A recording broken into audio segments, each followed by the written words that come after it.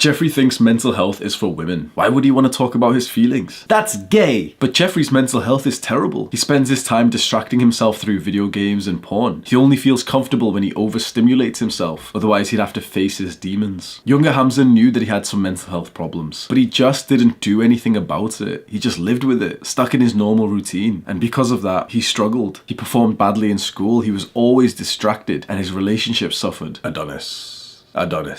Nah. It's one of those days where I can't say it right. Sam, you say it for me. Adonis. Adonis always takes time to improve his mind. After all, Adonis' success has come from his ability to stay disciplined and focused. He can't have depression. He needs mental clarity to conquer challenges and lead his tribe to victory. What I'm about to teach you is literally the most important habit of my day. And if you copy me, it'll take literally just 5 minutes and I don't think you'll look back. We're going to do a daily check-in for our mental health. We're going to ask ourselves how we're feeling mentally, making sure that we feel okay. And if we don't feel okay, it's going to highlight it and we're going to have a lot more compassion and we're going to be able to focus on it immediately at the start of the day, which is probably going to prepare us even better for the tasks that we later have to do. Oh, but Hamza, my mental health feels fine. So I'm going to click off this video and click on one of the ones where you speak about getting pussy. You're probably the person who needs this video the most. Someone who has shitty mental health knows it. But the guy who says he feels fine is generally the one who's got mild depression and mild anxiety. You need it the most. It's introspectiveness that we're doing here, and that's what makes you realize, like, oh yeah, like, you know, I'm living, but things could be better. Don't be fine when you're operating at 60% efficiency. You want to achieve something in this world, don't you? Why settle for 60%? Oh, I'm fine. But are you as good as you could be? No. Keep watching them, bitch. And if there's just one reason why I'm disappointed with my audience, I'm disappointed with men around the world, is because you motherfuckers don't care about your mental health. I'll look at the data of this video and I can guarantee you that it will underperform compared to the ones where I talk about how to get some stinky hole. Like, you will get laid, bro. You will. Step 0 to get laid is to improve your mental health. You want to make money? Step 0 to make a good amount of money is to improve your mental health. I've been saying that your mental health is like a prerequisite to anything that you actually want to do in your life. Most guys don't even realize that this is like the missing link. This is like the reason that you've been unable to find out why you just keep procrastinating against your work, why you like leave your work up until the last few days before the assignments, why you feel tired all the time, why you overthink about social situations or, you know, what that person said, or what should I say this, and it's also the reason why you feel insecure. It's all based on your mental health. Now imagine if you had very, very good mental health. Imagine if you felt like mental clarity and focus throughout the day and you were like, you know, actually achieving stuff. Why wouldn't you want that? Of course you want that. And just like if we wanted, you know, the muscular body, we'd have to go and put in the work. We'd have to think, okay, first let me learn about it, then let me go and practice it, and then let me get into like consistent training. Well, it's the exact same with mental health. You struggle with your brain. Most young guys I speak to, they always talk about procrastination. They talk about, oh, but studying's hard, Hamza, and I don't study and I hate school and I social anxiety, Hamza. You can improve all of that. All of that is just based on your mental health. So here is exactly what you do.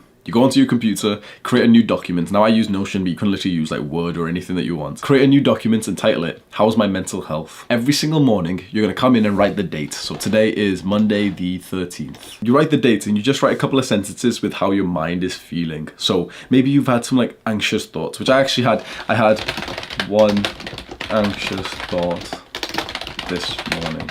What was it about? I think I've forgotten what it was about right now. So it probably wasn't.